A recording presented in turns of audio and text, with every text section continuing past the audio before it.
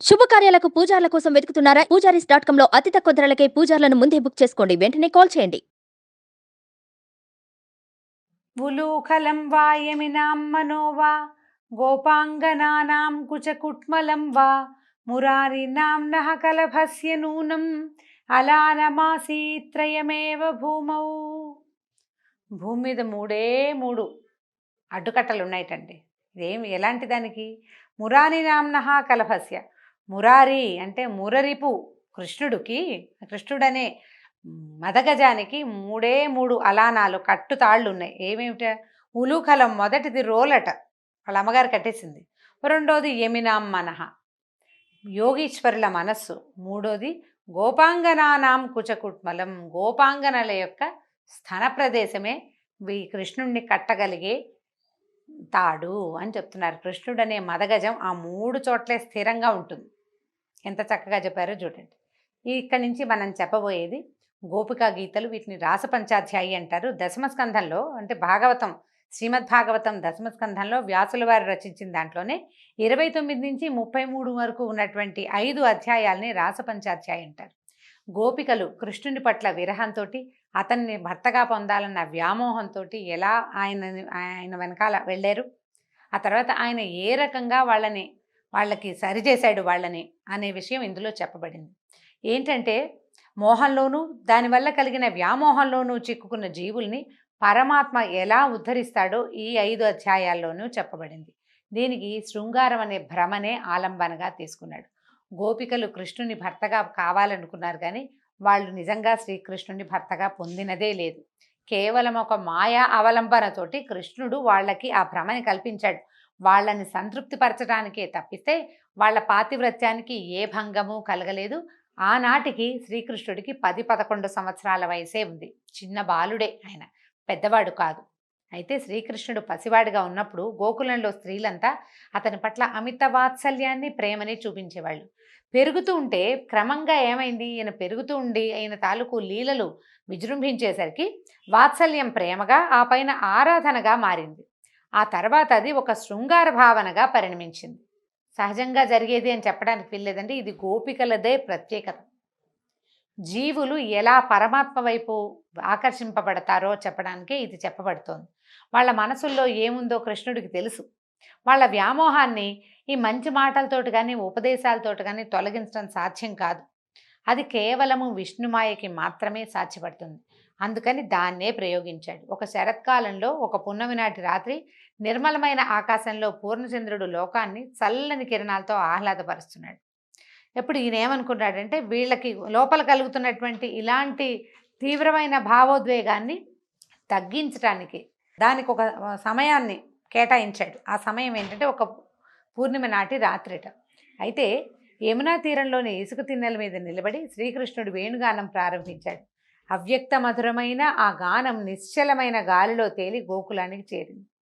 ఆ గానం విన్న గోపకాంతలు యోగమాయా ప్రభావానికి లోనయ్యి ఒళ్ళు మరిచి ఎలా ఉన్నవాళ్ళు అలాగే సగం అలంకారాల్లో ఉన్నవాళ్ళు, సగం వస్త్రాలు వేసుకున్న వాళ్ళు, సగం తల దువ్వుకున్న వాళ్ళు, పువ్వులు పెట్టుకుంటూ, పువ్వులు కడుతూ, పువ్వులతోటి వెన్న చిలుకుతూ, వెన్నతోటి అన్నం తింటూ, అన్నం చేత్తోటి ఎలా ఉన్నవాళ్ళు అట్లా లేచి బయలుదేరేశారు. ఒకరికి తెలియకుండా ఒకళ్ళు బయలుదేరి వచ్చేశారు. నన్నే పిలుస్తున్నాడు అనిపించింది ప్రతి వాళ్ళకి. ఎవరి దారిని వాళ్ళు వచ్చేశారు. ఈ వచ్చేసేసరికల్లా ఈ వచ్చిన వాళ్ళు ఎలా వెళ్ళారంటే ఎవరో ఒక పరపురుషుణ్ణి చేరడానికి వెళ్తున్న స్త్రీలలాగా వెళ్ళిపోయారు. అది కృష్ణుడని, భగవంతుడని ఆ ధ్యాసలో వాళ్ళు లేరు. అప్పుడు పరీక్షిత్ మహారాజుకి ఒక సందేహం వచ్చిందంట. సుఖమహర్షిని అడుగుతున్నాడు, గోపకాంతలు కృష్ణుణ్ణి తమకి ఇష్టుడైన పరపురుషుడిగా భావించారు, పరమాత్మ అని కాదు వాళ్ళు భావించింది. పరపురుషుణ్ణి చేరడానికి వెళ్తున్నామన్న భావనతోటే వెళ్ళారు. వాళ్ళు చేసింది తప్పు కాదా? తప్పు కదా, అది జారత్వం, అది తప్పు కదా అని పరీక్షిత్ మహారాజు అడిగాడట. అడిగితే సుఖమహర్షి చెప్పాడు, ఏ భావంతోటైనా పరమాత్మని నిత్యం హృదయంలో నిలుపుకునే వాళ్ళు తప్పక స్వామిని చేరతారు, స్వామి సాయుధ్యాన్ని పొందుతారు. రాక్షసులు కూడా ఇలాంటి పనే చేస్తారు. కోపంతో, క్రోధంతో, అసూయతోటో ద్వేషంతోటో భగవంతుడిని తలుచుకుంటూ ఉంటారు. వాడికి సాయుధ్యం లభిస్తుంది. ప్రేమగా తలుచుకున్న వాళ్ళకి అంతే. వాళ్ళ భావం ప్రధానం కాదు, తలచటం, తలంపు చాలా ప్రధానమైంది. భగవంతుణ్ణి భావించటం చాలా ముఖ్యమైనది. అది సరే. ఇప్పుడు చూడండి, ప్రేమతో గోపికలు, కోపంతో శిశుపాలుడు, భయంతో కంసుడు, స్నేహంతో అర్జునుడు, భక్తితో నారదుడు, వీళ్ళంతా స్వామి సాయుధ్యాన్ని పొందారు. దాని తోడు ఇప్పుడు ఏమైంది, ప్రస్తుత పరిస్థితిలో వందలాది మంది గోపికలు గోపకాంతలు కృష్ణుడి వద్ద చేరారు. వాళ్ళు వచ్చినందుకు శ్రీకృష్ణుడు పొంగిపోలా, ఆనందించలా, ఏం లేదు, వాళ్ళని ప్రోత్సహించలా, కామ్గా ఊరుకున్నాడు. ఏమంటున్నాడంటే, ఇట్లా రాత్రిపూట, ఈ రాత్రి వేళ ఇలా ఇల్లు వదిలి రావచ్చా అటవీ ప్రాంతాలకి? మీరు ఇట్లా వచ్చేస్తే మీ భర్తలు మీ మీద ఎంత బెంగ పెట్టుకుంటారు, పిల్లలు మీకోసం ఏడుస్తారు. వెంటనే ఇంటికి వెళ్ళిపోయింది, మీ భర్తల్ని సేవించండి, అది మీ కర్తవ్యం. మీకు నా మీద భక్తి ఉందని తెలుసు. నా గాథలు వినటం, నా కథ వినటం, నా రూపాన్ని మనసులో నిలుపుకోవటం వల్ల భక్తి దృఢమవుతుంది, కానీ భౌతికంగా నాకు సన్నిహితంగా అవడం వల్ల భక్తి బలపడదు. ఇది వేరే భావంలోకి రూపాంతరం చెందుతుంది.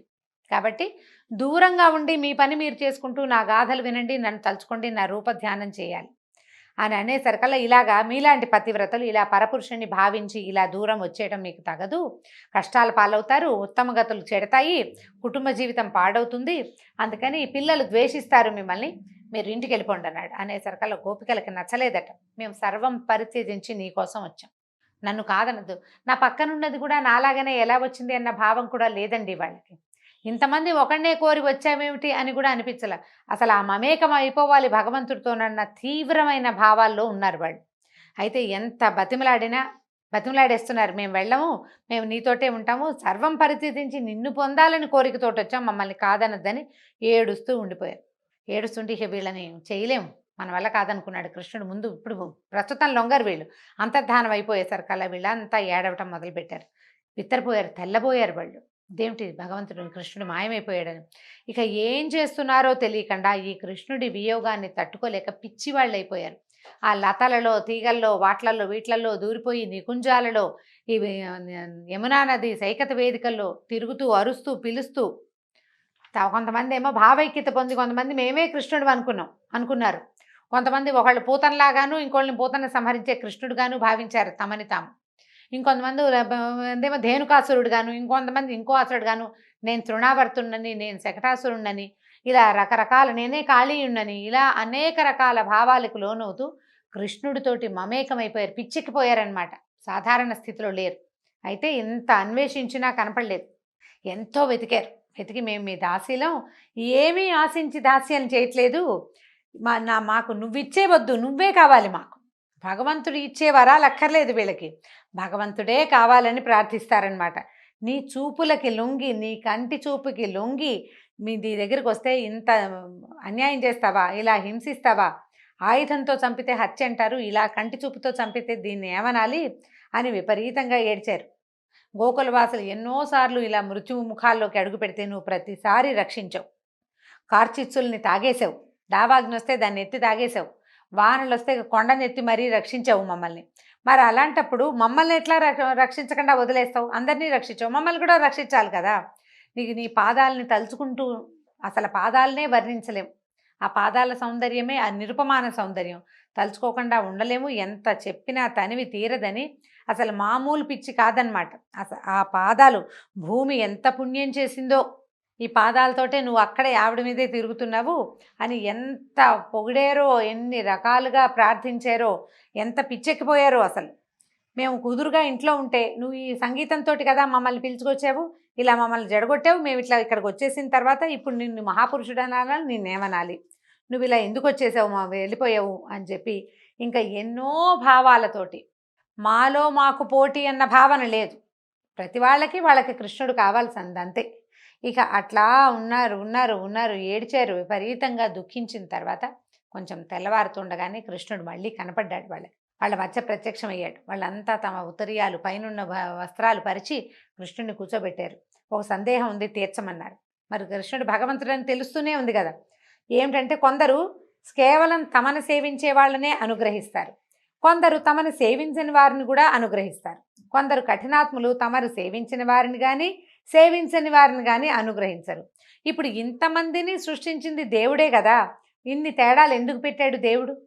కొందరు అలాగా, కొందరు ఇలాగా ఎందుకు చేశాడు భగవంతుడు అని అడిగేసరికల్లా కృష్ణుడు ఎంతకంటే తెలివిగా చెప్పాడు. ఈ లోకంలో తమని సేవించే వారిని అనుగ్రహించేవారు ఉన్నారని మీరు అన్నారు, ఆ మాటలనే చూసుకోండి, వాటినే విశ్లేషిద్దాం. ఒకడు సేవిస్తున్నాడు, అవతలవాడు సేవించేవాడిని అనుగ్రహిస్తున్నాడు. సేవించేవాడు అనుగ్రహాన్ని ఆశిస్తున్నాడు, అనుగ్రహించేవాడు సేవల్ని ఆశిస్తున్నాడు. వీళ్ళిద్దరు ఏమిటి, పరస్పర భావాలతోటి పనిచేస్తున్నారు. అంతే కదా, నేను నీ సేవను ఆశిస్తాను, నువ్వు నా వరాలను ఆశిస్తావు. అదే జరుగుతోంది. వీళ్ళిద్దరి మధ్య ఉన్నది స్వార్థం. నేను నీకు ఇది ఇస్తాను, నువ్వు నాకు అది ఇవ్వు. నేను నీకు కొబ్బరికాయ కొడతాను, నువ్వు నాకు కావలసిన పని చేసి పెట్టు. అంతే కదా. అయితే వీళ్ళ మధ్య స్నేహం కానీ, ప్రేమ కానీ, ధర్మం కానీ లేవు. కేవల స్వార్థమే ఉంది. తమని ప్రేమించకపోయినా, సేవించకపోయినా అనుగ్రహించే వాళ్ళు ఉన్నారని మీరు అన్నారు. ఉన్నారు. మన తల్లిదండ్రులే అలాంటి వాళ్ళు. మా పిల్లలు బాగా చూసుకున్నా చూసుకోకపోయినా పిల్లల మీద ప్రేమ పోదు వాళ్ళకి. ప్రతిఫలాపేక్ష లేని ప్రేమ. వాళ్ళ అనుగ్రహంలో పరిపూర్ణమైన ధర్మము, అవధులు లేని స్నేహము ఉంటాయి. కొందరు ఎంత సేవించినా అనుగ్రహించరని, అటువంటి వాళ్ళని కఠినాత్ములు అనాలని మీరు అంటున్నారు. అయితే ఇప్పుడు చూడండి, తమను సేవించిన వారి పట్లే అలా ఉండే కఠినాత్ములు ఇక ఎన్నడూ సేవించని వారికి ఏం చేస్తారు అని మీ ప్రశ్న. మీరింత నా కోసం వచ్చినా కూడా నేను అదృశ్యమయ్యానని, అంతర్ధానం అయిపోయానని మీరు అలకని వ్యక్తం చేస్తున్నారు. నేను కఠినాత్ముడని నన్ను అనకుండానే అంటున్నారు. మీరు ఎంత సేవించినా అనుగ్రహించని కఠినాత్ముడుగా నన్ను భావించవద్దు. మీరు ఏది ధర్మం ఏది అధర్మం అని తెలుసుకోకుండా మిమ్మల్ని మిక్కిలి ప్రేమించే కుటుంబాన్ని, కుటుంబ సభ్యుల్ని, బంధువులని, భర్తలని వదిలిపెట్టి ఇట్లా వచ్చేశారు. ఇలా నాతో ప్రత్యక్ష అనుభవం ధర్మం కాదు. నాతో శృంగారం అనేది ధర్మం కాదు.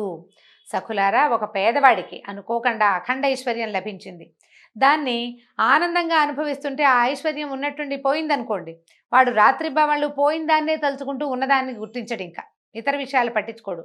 అలాగే నేను ప్రేమించే భక్తులకి, అంటే నన్ను ప్రేమించే భక్తులకి నా ధ్యానం నిరంతరాయంగా కొనసాగటానికి నేను కొద్దిసేపు కనిపించి అదృశ్యమైపోతాను.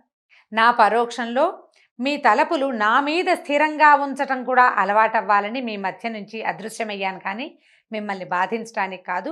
మీరు కులస్త్రీలు, భక్తులు, నా కోసం లోకపు కట్టుబాట్లని, గృహస్థ ధర్మాన్ని వదిలిపెట్టి వచ్చేశారు. మీ ప్రేమ కల్మషం లేదు. ఈ అనన్య భక్తికి నేనేమిచ్చినా తక్కువే అవుతుంది.